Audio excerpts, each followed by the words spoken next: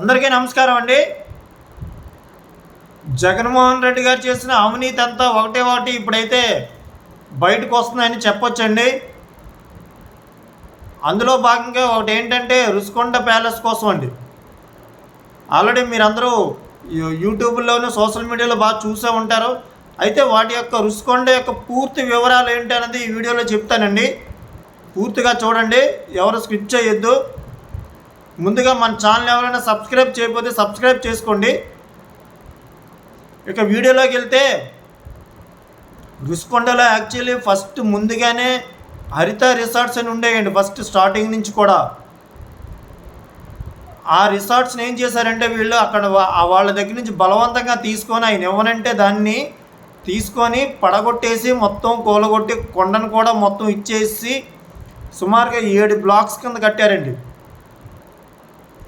7 blocks విలువ ఎంత అంటే 500 నుంచి 600 కోట్లు చేసే భవనాలండి. 7 కూడా 7 బ్లాక్స్ కూడా. ఆ బ్లాక్స్కి ఏమని పేరు పెట్టారంటే చూడండి, వెంగి 1, వెంగి 2, కళింగ, గజపతి, విజయనగరం 1, విజయనగరం 2, విజయనగరం 3, విజయనగరం 4 ఇలా 7 బ్లాక్స్ మొత్తం కట్టారండి. అయితే ఇంత 500-600 కోట్లు పెట్టి నిర్మించవలసిన అంత అవసరం ఏమని చెప్పండి. ఆల్రెడీ రుషికొండ పైన పాతవి రిసార్ట్స్ ఉన్నాయి, వేరే వాళ్ళు ఎప్పటి నుంచో ఉన్నాయి కూడా. అవన్నీ పడగొడేసి ఇంత అడాబడికి 1,000 కోట్లు ఖర్చు పెట్టవలసిన అవసరం ఏమని చెప్పండి. ఇదంతా ప్రజాధనం వృధా చేయడమే కదా.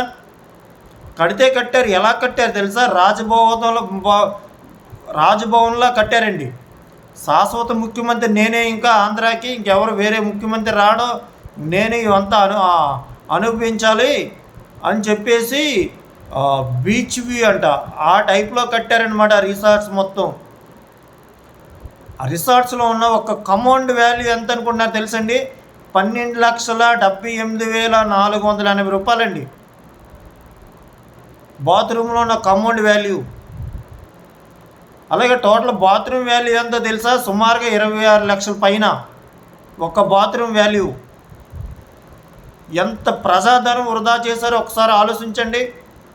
అందుకే గత గవర్నమెంట్లో ఈ రుషికొండని ఇలా ఏం చేస్తున్నారా ఏంటంటే అసలు సామాన్య ప్రజలు కానీ ప్రతిపక్షాలు కానీ చుట్టూ రానిచ్చేవారు కాదనమాట. చూడడానికి వస్తామంటే కేసులు పెట్టేవారు, బెదిరించేవాళ్ళు, కొట్టేవాళ్ళు, పోలీసులతో కొట్టించేవాళ్ళు. అసలు ఒక్కరిని కూడా చూడడానికి రానివ్వలేదు. గవర్నమెంట్ మారింది కదా, ఇప్పుడు అన్నీ బయటపడుతున్నాయి. ఒకటో వీళ్ళు చేసిన అవినీతి అంతా ఎంత ప్రజాధనం వృధా చేశారో ఒకసారి ఆలోచించండి అందరూ.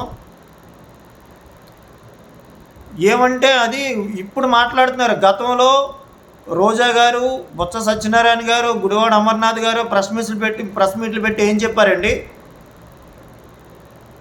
అది పర్యావరణ సంబంధించిన భవనం, అది టూరిజం భవనం అన్నారు. తర్వాత మళ్ళీ అదే మినిస్టర్లు ఏం చెప్పారు? కోర్టుకి టూరిజం భవనం అని చెప్పి చూపించారు. కోర్టులు కూడా పర్మిషన్ ఇవ్వకపోతే అప్పుడు. తర్వాత వాళ్ళ ప్రెస్ మీట్లు ఏం చెప్తున్నారు? ఇది ముఖ్యమంత్రి భవనం అని చెప్పేసి వాళ్ళ ప్రెస్ మీట్లో చెప్తున్నారు. అంటే కోర్టులు కూడా తప్పుదోవ పెట్టించారనమాట. ఈరోజు గుడివాడ అమర్నాథ్ గారు ప్రెస్ మీట్ పెట్టారండి. ఇలా రుషికొండ కోసం మీరు ఏదో చెప్తున్నారు కదా, అది ఇది అవినీతి జరిగిపోయిందని అంటే అదంతా అబద్ధము. మీరు నిజంగా కట్టాము, భవనాలు కట్టాము, గవర్నమెంట్ కోసం కట్టాము, అవి గవర్నమెంట్కి ఉపయోగించుకోవాలి. కానీ మీరు ఎవరో రాష్ట్రపతి గారు కానీ గవర్నర్ గారు కానీ ఎవరైనా వస్తేనే, అంతేగాని దాంట్లో అవినీతి ఏముంది, మీరు ఎలా ఉపయోగించుకోండి అని చెప్పేసి అంటున్నారు. ఏమండి గతంలో మీరు ఏం చెప్పారండి? పర్యాటకు సంబంధించినవి అవి ముఖ్యమంత్రికి భవనాలు కాదు అని చెప్పేసి కోర్టులు చెప్పారు కదా. మరి నిజంగా ప్రజాభవనాలే ఏపీ గవర్నమెంట్కి సంబంధించి ఆ ఉద్దేశంతో కట్టుంటే మీరు గతంలో మరి ఏపీలో ఉన్న ఒక్క పౌరుని కూడా మీరు ఎందుకు అలౌ చేయలేదు కొండపైకి? ప్రజలను అలౌ చేయకపోతే పోయారు. ప్రతిపక్ష పార్టీలు కూడా విజిట్ చేస్తారంటే పంపలేదు ఎందుకండి? అది ప్రజల డబ్బే కదండి. ప్రజల డబ్బుతో కట్టిన దాన్ని ప్రజల కోసం కడుతున్నాం అన్నప్పుడు ప్రజలు చూడడానికి వెళ్తే ఏమైంది? పోలవరం చంద్రబాబు నాయుడు గారు కట్టారు. ప్రతి సోమవారం పోలవరం ఎవరన్నా వెళ్ళి విజిట్ చూడొచ్చు అని చెప్పేసి ఫ్రీ బస్సులు కూడా వేసేవారు.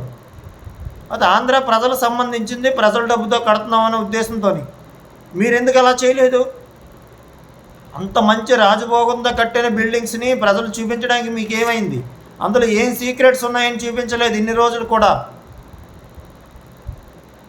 మరి ఆ విషయాలకి ఏం సమాధానం చెప్తారు గుడివాడ అమర్నాథ్ గారు? గత గవర్నమెంట్లో మీరే కదా కేసులు పెట్టారు, అక్కడ చూడడానికి వచ్చిన ప్రజలపైన పెట్టారు, ప్రతిపక్ష పార్టీలపైన పెట్టారు.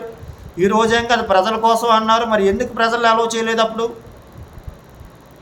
అయినా ప్రజల కోసం అయినప్పుడు గతంలో హరిత రిసార్ట్స్ ఉండేవి కదా అక్కడే, ఆ రిసార్ట్స్ అలాగే ఉన్నాయి కదా, దాన్ని రీమోడలింగ్ చేసుకోవచ్చు కదా.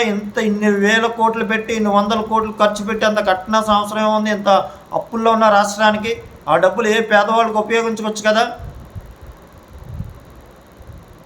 ఇంకా వీళ్ళు చేసే అవినీతి చాలా ఉందండి. ఇందులో ఇంకా ఎంత అవినీతి ఉందో పూర్తిగా విచారణ చేపట్టలేదు. ఇంకా జస్ట్ ఓన్లీ ఇమేజెస్ మాత్రం వచ్చాయి బయటికి. ఎవరో గంటా శ్రీనివాసరావు గారు వెళ్ళి చూసి విజిట్ చేసి బయటికి పెట్టారండి. ఇవన్నీ బయటికి తెలిసాయి, ప్రజలందరూ వెళ్తున్నారు ఇప్పుడు చూడడానికి కూడా. ఇంకా దీంట్లో ఏంటి అన్నది లోతుగా విచారణ చేస్తే మొత్తం బయటపడతాయండి. వీళ్ళు భోగతం మొత్తం అంతానా ఏం చేశారా ఏంటి అన్నది.